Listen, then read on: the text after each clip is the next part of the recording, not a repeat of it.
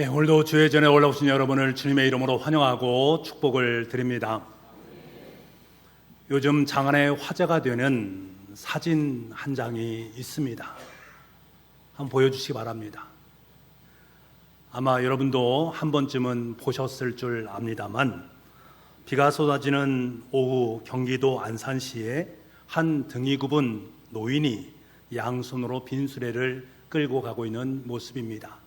그 옆에 길을 걷던 한 여성이 자신이 쓰고 있는 우산을 살포시 옆에 있는 어르신에게 기대어서 씌워주는 장면입니다. 여성 또한 한 손에 무거운 짐을 들고 있습니다. 자기 옷이 다 젖는데도 오히려 할아버지를 향해서 우산을 가까이 내밀었습니다. 그렇게 노인과 함께 기꺼이 비를 맞으면서 무려 1km 정도를 함께 동행을 했다라고 합니다. 후에 이 미담이 알려지고 난 후에 이 여성과 인터뷰를 하려 했는데 뭐 특별한 일도 아닌데 라면서 한사코 자신의 신분을 밝히지 않았습니다.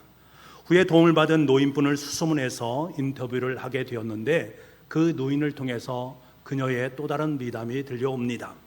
그녀는 할아버지를 잠시 기다리게 하고는 마트에 있는 현금 인출기에서 3만 원을 뽑아서 할아버님에게 용돈을 드렸다라고 합니다. 누군가가 이 사진을 찍어서 언론사에 제보를 하게 되었고, 언론사를 통해서 이 사실이 세상에 알려지게 되었습니다. 그리고 세상 사람들은 찬사를 보냅니다. 우산 천사, 올해 들어서 가장 아름다운 사진이라고 많은 사람들의 입술을 통해서 회자가 되어집니다. 저는 이 사진을 보면서 마음속에 몹시 따뜻하고 하나님께 너무나 감사를 드렸습니다. 무차별적 폭력이 난무하는 시대에 그래도 세상이 참 살맛이 난다 라고 여겨지는 그러한 세상의 한 줄기 빛을 본 것 같은 감격이 있었기 때문입니다. 아름다운 선행은 도움을 받는 사람도 도움을 주는 사람도 또 함께 지켜보는 모든 사람에게 행복을 전염시키는 것임을 알기 때문에 너무나도 감사했습니다. 세상이 여전히 아름다운 것은 타인들은 모르게 여전히 따뜻한 마음씨를 가지고 지금도 여전히 세상 곳곳에서 하나님의 아름다운 천사들이 숨겨져 있다라는 사실을 알기 때문입니다. 후에 알려진 사실입니다만 이 여성분은 예수 그리스도를 믿음으로 고백하는 그리스도인이었습니다. 예수님께서는 저와 여러분에게 너희가 정말로 예수 그리스도의 삶을 살아가는 믿음의 사람들이냐? 그러한 우리에게 이렇게 말씀하십니다. 이와 같이 너희 빛을 사람에게 비추어서 그들이 너희의 착한 행실을 보고 하늘에 계신 너희 아버지께 영광을 돌리게 하여라. 이 아름다운 여인의 행실 속에는 하나님의 영광이 깃들여져 있고, 그리고 그 깃들임을 통해서 적대감이 넘치고 두려움이 휩싸여 있는 이 땅 속에 사랑의 삶은 이렇게 살아가는 것이다, 착한 행실은 바로 이러한 모습이다 라는 교훈을 우리에게 남겨주고 있습니다. 이 사진을 보면서 박희진 씨라는 분이 시를 썼는데 그분의 시를 읽으면서 참 감동을 받았습니다. 그래서 이 시간에 여러분에게 소개해 드리길 원합니다. 이 세상 어딘가에 라는 시입니다. 이 세상 어딘가엔 남이야 알든 말든 착한 일 하는 사람 있는 걸 생각하라. 마음이 밝아진다. 이 세상 어딘가엔 탐욕과 분심 눌러 얼굴이 빛나는 이 있는 걸 생각하라. 마음이 밝아진다.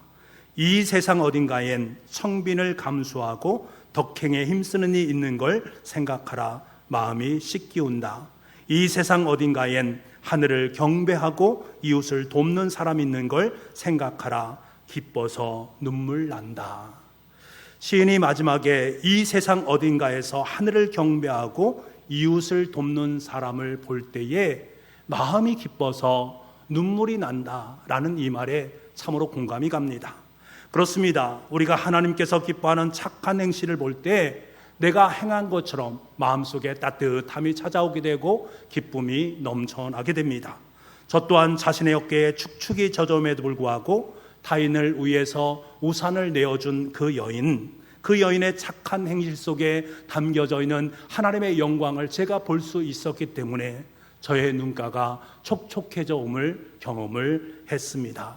그러면서 마음속으로 참 이 여인은 하나님 앞에서 부유한 사람이구나 하는 마음을 품게 되었습니다. 오늘 본문의 말씀을 보면 어떤 사람이 예수님께 와서 형제 간에 재산에 대한 다툼이 있었나 봅니다. 그래서 그 재산에 대한 부분을 판결해 주십시오. 예수님께 요청을 합니다. 이 요청에 대해서 예수님은 이 사람아, 누가 나를 너희의 재판장이나 물건을 나누는 자로 세웠느냐라고 말씀하시면서 그 재판을 거부하십니다. 그러면서 하나의 비유의 말씀을 우리에게 들려주시는데 그 비유, 우리가 잘 알고 있는 한 부자의 이야기입니다. 한 부자가 있었습니다. 그는 땅도 많이 있었고 재산도 많이 있었습니다. 거기에 더해서 아마 그 계절에는 풍년이 많이 들었던 것 같습니다. 얼마나 기쁘고 행복했겠습니까? 그러면서 어떻게 이 많은 곡식들을 쌓아둘까를 고민하게 됩니다. 그 고민의 결과 자신의 곡간을 헐어서 더 크게 지어서 그 곡식들과 물건들을 차곡차곡 그곳에 쌓아두자라고 마음으로 여겼습니다. 그러면서 영혼을 향해서 이야기합니다. 내 영혼아, 열에 쓸 물건을 많이 쌓아두었으니 평안히 쉬고 먹고 즐기자, 놀자라고 이야기를 합니다. 여러분, 얼마나 지혜로운 부자입니까? 요즘 말로 하면 수입이 많아졌다는 것을 말합니다. 수입이 많아져서 내 미래에 대해서 이제 투자를 하게 되는데 노후를 위해서 빌딩을 사든지 연금을 들어놓은 상태 속에 있다라는 것입니다. 내 수입을 잘 관리해서 미래를 위해서 투자하자라고 마음을 먹고 있는 그 부자가 얼마나 지혜로운 부자입니까? 그런데 하나님께서는 그 부자를 향해서 너는 지혜로운 사람이 아니라 어리석은 사람이다라고 말씀하고 있습니다. 그 이유가 무엇일까? 왜 그렇게 말씀하셨을까? 그 이유를 우리가 알기 위해서는 그 부자가 자신 스스로 말하고 있는 독백 속에 담겨져 있는 그 함의를 우리가 깨달으면 하나님께서 이래서 이 사람에게 이렇게 말씀하시는구나 라는 사실을 깨달아 알 수 있습니다. 그 독백을 보시면 18절 말씀에 유독 나라는 말이 많이 사용되고 있음을 알게 됩니다. 내가 라는 말입니다. 18절 말씀을 원문에 가깝게 해석해 보면 이렇게 해석되어집니다. 제가 읽어드리겠습니다. 내가 이렇게 하리라. 내가 내 곡간을 헐어서 더 크게 짓고 내 모든 곡식과 물건들을 내가 거기에 쌓아두겠다. 그리고 내가 내 영혼에게 말하겠다. 내 영혼아, 열에 쓸 물건을 많이 쌓아두었으니 이제 너는 평안히 쉬고 먹고 마시고 즐거워하라. 여러분, 왜 예수님께서는 이러한 부자의 독백에 대한 부분을 들여다보시면서 넌 정말로 어리석구나 라고 말씀하고 계신 것입니까? 여러분, 부자는 자신이 가지고 있는 모든 것을 자신 스스로 통제할 수 있다라는, 다시 말하면 그 통제권이 자신에게 있다라고 여겼기 때문입니다. 그는 부자였기 때문에 땅도 많고 돈도 많고 거기에 풍년도 들었습니다. 이보다 더 큰 성공이 없습니다. 이 부자는 자신의 소유가 많아지면 많아질수록 행복하다라고 여겼습니다. 그 부의 축적이 바로 자신의 행복으로 드러나는 것들입니다. 이 부자는 자신의 소유가 많아지면 행복해질 것이라고 여기면서 이제 나의 미래는 안전하다라고 여겼던 것입니다. 부자는 자신만만했습니다. 자신이 가지고 있는 모든 것을 스스로 통제하면서 쌓아놓고는 필요할 때마다 꺼내서 사용하면 되지 않겠는가라고 여기면서 영혼에 대해서 말을 합니다. 영혼을 향해서 먹고 마시고 즐거워하자라고 말을 하고 있습니다. 이것은 무엇을 말합니까? 자신의 물질과 영혼조차도 자기 스스로 통제할 수 있고 컨트롤할 수 있다라고 여기고 있는 그의 모습을 우리는 만나게 됩니다. 그런데 여러분, 우리는 인생을 살아봐서 잘 알지 않습니까? 인생 자체가 내 스스로 하고 싶은 대로 되는 것이 있습니까? 내가 내 인생을 통제할 수 있습니까? 내 뜻대로 통제되지 않는 일들이 얼마나 많이 있습니까? 여러분, 생각해 보십시오. 돈이 있다라고 해서 모두가 다 건강한가? 돈이 있으면 건강해야 되지 않겠습니까? 그런데 그렇지 않습니다. 물질이 많다고 행복한가? 그렇지 않습니다. 창고에 더 많이 쌓아 놓았다고 해서 그것이 내 영혼을 구원할 수 있는가? 전혀 다른 문제다라는 사실입니다. 우리의 삶에는 통제할 수 있는 것보다 통제되어지지 않는 그 부분이 훨씬 더 많습니다. 그런데 요즘 우리 주위를 돌아보면 모든 것을 나 스스로 통제할 수 있어, 내가 가지고 있는 이 물질을 가지고 나 스스로 모든 걸 통제할 수 있어 라고 착각 가운데 살아가는 사람들이 참 많이 계십니다. TV를 켜기만 하면 수없이 많은 상품들이 쏟아져 나오지 않습니까? 이것들을 구매하게 되면 너는 행복하게 될 거야 라고 말하는 그것에 유혹이 되어져서 쇼핑몰을 통해서 물건을 삽니다. 지금 나에게 별로 필요하지 않지만 그 물건을 사놓고 쌓아놓습니다. 그러면서 나는 언젠가 이 물건을 사용할 거야 라면서 스스로 그 물건의 통제권이 자신에게 있다라고 자부하면서 마음속에 뿌듯함을 느끼게 됩니다. 이러한 사람들을 한마디로 통제 욕구가 작동되었다라고 말을 합니다. 통제의 욕구가 작동되게 되어지면 내 스스로 통제권이 나에게 있다라고 얘기하면서 모든 것을 내가 손으로 컨트롤할 수 있다라고 여깁니다. 이 사람들의 가장 중요한 특징은 중심 자체가 나에게 있습니다. 이 세상의 모든 것이 자신의 중심으로 돌아간다라고 여기는 것들이지요. 부자의 관심은 그래서 자기 자신에게 있었습니다. 나와 내 가족에게 있었단 말입니다. 하나님에 대해서 관심 없습니다. 그 옆에서 함께 더불어 살아가는 내 이웃에게 별로 관심이 없습니다. 부자는 이 모든 것을 내 수고를 통해서 내가 애써서 내 삶 속으로 들어온 결과물들이다라고 여기고 있습니다. 하지만 여러분, 우리는 알고 있지 않습니까? 이 부자에게 주어진 그 모든 것들은 과연 부자가 얻은 것입니까? 아닙니다. 하나님으로부터 부자에게 임한 것입니다. 하나님께서 허락하지 않으면 아무것도 얻을 수 없습니다. 하지만 부자는 이 사실을 알지 못했습니다. 그러니까 풍년 앞에서 나와 내 이야기를 연발하고 있는 것입니다. 내가 했습니다. 내가 이것을 취했고 내가 가졌고 나의 것이다. 내 스스로 모든 것을 통제할 수 있다라고 스스로 말하고 있는, 그리고 영혼을 향해서도 그렇게 말하고 있는 그의 모습을 보게 되는 것입니다. 그런데 주님께서는 분명하게 그에 대해서 어리석다라고 말씀합니다. 잠언 18장 11절 말씀에 오면 이런 말씀이 있습니다. 부자의 재물은 그의 견고한 성이라 그가 높은 성벽같이 여기느니라 라고 말씀하고 있습니다. 부자가 부자의 재물을 바라오면서 견고한 성과 높은 성벽처럼 내 자신을 안전하게 만들고 나를 보호해 주는 것으로 여기고 있다라고 말하는 것들이지요. 그런데 여러분, 또 다른 잠언 25장 8절 말씀에 이런 말씀이 있습니다. 이 성벽과 이 성이 과연 안전한가? 그렇지 않다라는 거예요. 자기의 마음을 제어하지 아니하는 자는 성읍이 무너지고 성벽이 없는 것과 같으니라. 부자의 재물이 그렇게 자신의 안전과 보호를 위한 성과 성벽처럼 보였었는데 그 부자가 자기의 마음을 제어하지 못한다면, 다시 말하면 마음에 나는 모든 것을 컨트롤할 수 있다라고, 내 마음대로 모든 것을 다 할 수 있다라고 여기게 되어지면 그의 삶 속에 쌓였던 성과 성벽은 와르르 무너지게 되어진다라는 것을 이야기하고 있습니다. 여러분, 우리는 분명히 알아야 됩니다. 자신이 모든 것을 통제할 수 있다라고 판단하고 오직 자신만을 위해 희고만장한 삶을 살아가는 그 사람을 하나님은 어리석은 인생이라고 말씀합니다. 그를 향해서 하나님께서 20절 말씀에 뭐라고 말씀하시는가? 어리석은 자여, 오늘 밤에 내 영혼을 도로 찾으리니 그러면 내 준비한 것이 누구의 것이 되겠는가? 여러분, 이 부자가 분명히 알아야 될 것이 무엇입니까?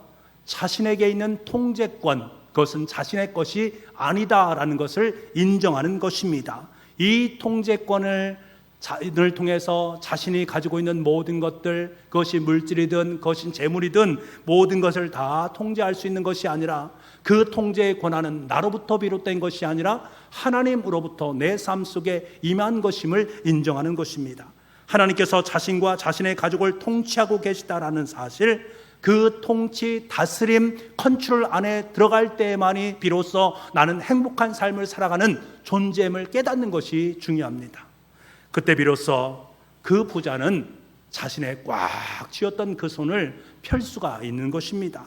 자신의 손아귀에서 통제할 수 있다라고 여겼던 것들을 손을 펴서 하나님과 그 옆에 있는 이웃들을 위해서 함께 나눌 수 있게 되는 것입니다. 하나님께서 강조하셨던 말씀, 하나님을 사랑하고 이웃을 사랑하라 라고 말씀하신 그 말씀이 그의 마음속에 들어오게 되어집니다. 그래서 하나님을 고려하게 되고 이웃을 고려하게 되는 참된 부유함의 삶을 살아가게 됩니다. 여러분, 우리가 살아가면서 때로는 어리석은 부자처럼 자신의 능력으로 모든 것을 통제할 수 있다라고 여기는 분이 계십니다. 하지만 하나님의 허락이 없이는 날아가는 참새 한 마리도 땅에 떨어질 수 없습니다. 내 인생은 내가 통제하는 것이 아닙니다. 내 인생은 내가 통제하는 것이 아니라 하나님의 통제를 받을 때에 안정감을 누릴 수가 있습니다. 여러분, 이 사실을 분명 깨닫기를 원합니다. 이 사실을 깨닫지 못한다면 우리가 이 땅의 삶을 살아면서 아무리 많은 재물을 쌓아놓는다 할지라도, 과학이 엄청나게 발전해서 일반 사람들이 우주를 향해서 여행을 떠난다 할지라도 하나님 보시기에는 야, 너희들의 삶 정말로 어리석은 삶이다 라고 말씀하신다라는 사실입니다. 여러분, 내가 모든 것을 다스릴 수 있다라고 착각하지 마시기 바랍니다. 내가 아니라 하나님께서 나를 다스리시고 나의 모든 것을 다스리신다라는 이 사실, 이 한 가지 사실만이라도 분명하게 깨닫는다면 저와 여러분의 삶은 완전히 달라집니다. 나와 나의 가족만을 생각하지 않습니다. 타인을 내 마음대로 통제하려 하지 않습니다. 내가 더 많이 쌓아가려는 물질의 탐욕에서 벗어날 수가 있게 됩니다. 무엇보다 중요한 것은 이 모든 것은 하나님으로부터 내 삶 속에 온 것이기 때문에 내 것이 아닌 것입니다. 내 것이 아니기에 하나님 앞에 기꺼이 내어드릴 수 있습니다. 왜 우리가 이 세상을 살아가면서 두려움 가운데 살아가는 것입니까? 세상에 있는 사건 사고를 보면서 혹시라도 나도 저 사건 사고 속에 들어가 있지는 않을까 하면서 불안한 마음을 품고 걱정과 근심의 삶을 살아가고 있는 것입니까? 그 궁극적인 이유는 내어 맡김을 하지 못하기 때문에 그렇습니다. 내 삶에서 일어나는 일들, 질병도 실패도 심지어는 죽음까지도 나에게 속한 것이 아님을 안다면, 하나님의 속한 것임을 안다면 하나님께 그것을 내어 맡길 수 있는데 그렇게 하지 못한다라는 사실입니다. 하나님보다 돈이 더 안전합니다. 하나님보다 과학의 힘이 더욱더 안전합니다. 그래서 하나님보다는 그것들에게 맡기려 하는 우리의 욕심이 있음을 우리는 압니다. 그것 때문에 우리는 안전함을 누리지 못하는 것입니다. 궁극적으로 통제권이 하나님이 아니라 나에게 여기고 있다라는 그것이 우리의 마음을 너무나 힘들게 하는 것입니다. 그것이 원활하게 되어지지 않으면 두려움을 갖게 되고 불안한 마음을 품게 되는 것입니다. 그래서 많은 사람들이 요즘 삶의 자리 속에 두려움과 걱정, 근심으로 살아가는 이유가 바로 여기에 있습니다. 내어드리지 못하기 때문입니다. 여러분, 우리 그리스도인들은 이것을 뛰어넘을 수 있어야 됩니다. 나의 고난도, 나의 아픔도, 나의 질병도, 나의 죽음의 그 문제도 내 손에 있는 것이 아님을 알기 때문에 하나님 손에 내어 맡길 수 있는 결단이 우리의 삶 속에 필요합니다. 그래서 우리는 기도해야 됩니다. 하나님, 나의 전 존재를 주님 손에 내어 맡깁니다. 주님께서 주신 것 아닙니까? 내 생명도 주님이 주신 것이고 내 물질도 주님이 주신 것이고 내 영혼도 주님 주신 것 아니겠습니까? 그러니 주님께 내어 맡깁니다. 저는 그 안에서 주님의 말씀에 순응하면서 주님의 말씀을 따라서 주님의 길을 걸을 뿐입니다 라고 기도할 수 있는 우리의 삶이 되어야 됩니다. 이런 성도가 하루하루 살아가는 삶 속에서 하나님 나라를 맛보게 되어지고 하나님의 영광이 깃들여 있는 모든 것들을 통해서 감사의 눈물을 흘리면서 살아갈 수 있는 것입니다. 오늘 본문의 기자의 말씀에서, 오늘 본문의 말씀에서 우리에게 가장 중요하게 다가와야 될 것은 21절의 말씀입니다. 여러분, 21절 말씀 우리가 함께 읽기를 원하는데 같이 한번 읽겠습니다. 시작. 자기를 위하여 재물을 쌓아두고 하나님께 대하여 부유하지 못한 자가 이와 같으니라. 자기를 위하여 재물을 쌓아두면서 모든 것을 통제할 수 있다라고 여기는 사람을 21절에 한마디로 뭐라고 말합니까? 하나님에 대하여 부유하지 못한 자. 다시 말하면 하나님에 대해서 가난한 자라고 말씀을 하고 있습니다. 그렇다면 반대로 내 자신의 통제권이 나에게 있는 것이 아니라 모든 것이 하나님께 있음을 알고 하나님께 통제권을 이양하게 되는 그 사람은 하나님에 대해서 부유한 사람이 되는 것입니다. 그러니까 오늘 본문의 말씀은 우리에게 가장 강조하고 요청하는 것이 무엇인가? 어리석은 부자처럼 되지 마라. 하나님에 대해서 부유한 자의 삶을 살아가라. 그것이 내 마음이고 내 뜻이다 라는 사실을 예수님은 우리에게 이야기를 하고 계십니다. 사랑하는 성도 여러분, 그리스도인은 하나님께 부유한 자들입니다. 내 인생을 다스리시는 분이 하나님이심을 인정하는 사람입니다. 하나님을 하나님 되게 여기는 그 사람이 바로 부유케 하는 자입니다. 하나님을 위해서 그때 우리는 자신의 시간과 물질을 내어 드릴 수 있습니다. 자신의 시간을 내어서 하나님 나라를 위해서 하나님을 위해서 봉사하고 섬길 수 있는 귀한 마음을 갖는 것입니다. 나에게 시간이 없다고요? 아니요. 그것과 다른 것입니다. 하나님의 부유하심을 맛보지 못했기 때문에 내 시간을 타자를 위해서 헌신하고 봉사하는 데 사용하지 못하는 것입니다. 자신에게 주어진 물질을 하나님의 말씀에 따라서 하나님과 타자를 위해서 아름답게 선용할 수 있습니다. 왜? 이것은 하나님께서 나에게 주신 귀한 것임을 알기 때문입니다. 이런 사람들이 살아가는 세상이 바로 하나님의 나라요, 그 하나님의 나라에 속한 사람들이 바로 하나님께 부유한 사람들입니다. 바라고 소망하는 것은 저와 여러분의 삶이 하나님 앞에 참된 부유함을 누리는 부유한 자가 될 수 있기를 간절히 소망합니다. 얼마 전에 인터넷을 보다가 이 사람은 정말로 하나님의 부유한 마음을 품고 있는 사람이구나 하는 생각이 들었습니다. 이분은 수원시에 사시는 분인데요, 5천만 원, 작은 돈은 아니잖아요. 5천만 원을 익명으로 기부한 사람입니다. 이 여성분은 행정복지센터 민원대에 종이봉투를 올려놓고는 말없이 센터를 떠났습니다. 그 종이봉투 속에는 5만 원권 뭉치와 손편지가 들어있는데요, 그 손편지의 내용이 바로 이것입니다. 제가 한번 여러분께 읽어드리겠습니다. 안녕하세요. 저는 하나님을 믿는 사람이며 광교에 살고 있습니다. 생활비에서 아껴 여러 해 동안 적금 들어 5천만 원을 만들었습니다. 코로나로 어려운 여러 가정에 조금이나마 도움이 되었으면 합니다. 감사합니다. 2023년이죠. 9월 5일이라고 되어 있습니다. 참 마음이 따뜻해지지 않습니까? 여러 해 동안 적금 부어서 그녀는 5천만 원을 쌓았습니다.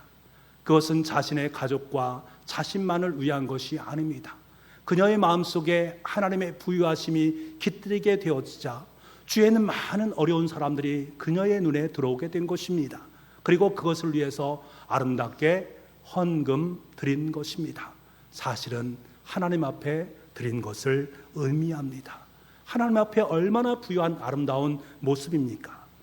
사랑하는 성도 여러분, 세상 사람들이 보기에는 많이 쌓아놓는 것이 부유한 길이라고 여깁니다.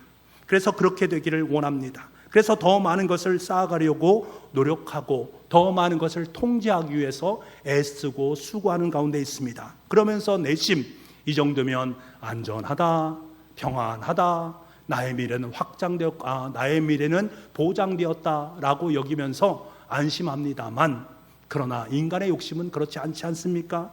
더 많이 계속해서 쌓아가려 하는 바벨탑의 모습을 우리는 만나게 되는 것입니다. 그것은 하나님께서 원하시는 것이 아님을 우리는 압니다. 그것이 그를 안정되게 만듭니까? 편안하게 만듭니까? 아닙니다. 불안과 걱정을 가중시키게 됩니다. 그래서 주님께서는 그를 향해서 어리석은 사람이다, 하나님께 부유하지 못한 가난한 사람이다 라고 말씀하신 것입니다. 우리는 이런 어리석은 삶을 살아서는 안 됩니다. 이와 정반대로 세상 기준의 부유함이 아니라 하나님을 향해서 부유한 자의 삶을 살아갈 수 있어야 됩니다. 예수 그리스도께서 나를 다스리고 계시는구나, 그것에 감사하면서 내 모든 것을 통제하려는 욕심을 내어놓고 하나님께 내 인생을 내어 맡기는 것입니다. 그때 우리의 삶 속에 불안과 두려움은 사라지게 되어 있습니다. 그때 나만을 위한 삶에서 벗어나서 하나님과 이웃을 바라볼 수 있게 되어지고 자신의 시간과 재물을 타자를 위해서 아름답게 선용할 수 있습니다. 하나님을 사랑하라, 이웃을 사랑하라 라고 말씀하신 그 아름다운 주님의 말씀을 내 삶을 통해서 실천해 낼 수가 있습니다. 5천만 원을 익명으로 기부한 여인처럼 말입니다. 그 여인을 바라보면서 주님께서는 그래, 너는 내 앞에서 부유한 사람이야, 참 잘했다, 착하고 충성된 종아, 아름답게 말씀하지 않았겠습니까? 여러분, 이 시간 잠시 여러분의 자신의 삶을 돌아보시기 바랍니다. 나는 과연 무엇을 위해 살아가고 있는가? 쌓아가기 위해서 고분분투하면서 지금도 여전히 내 자신의 더 많은 통제를 위해서 쌓는 인생을 살아가고 있는가? 아니면 그 쌓아진 그것을 다른 사람을 위해서 나누고 섬기는 일에 사용하고 있는가? 하나님에 대해서 정말로 가난한 자의 삶을 살고 있는가? 아니면 하나님 앞에서 정말 부유한 자의 삶을 살고 있는가? 여러분, 여러분의 삶은 어떠합니까? 바라기는 내 인생의 진정한 통치자는 하나님이시고 내 인생을 컨트롤하시는 분은 하나님이심을 고백하면서 겸손히 하나님의 말씀을 따라 하나님의 말씀에 의지해서 하나님께서 기뻐하시는 하나님을 부유케 만들어가는 저와 여러분의 삶이 될 수 있기를 간절히 소망합니다. 기도하겠습니다. 하나님 아버지, 하나님에 대해 부유한 자가 되기를 원합니다. 내 자신의 진정한 통치자는 하나님이심을 분명히 깨닫게 도와주시고 겸손히 나의 시간과 물질을 하나님께 내어 맡길 수 있는 아름다운 인생이 되게 하여 주옵소서. 그래서 하나님 앞에 가난한 자가 아니라 하나님 앞에 부유한 자가 되어서 하나님 나라를 더욱더 풍성하게 만들어가는 주님의 백성들이 다 되게 하여 주옵소서. 모든 말씀을 예수님의 이름으로 기도하옵나이다. 아멘.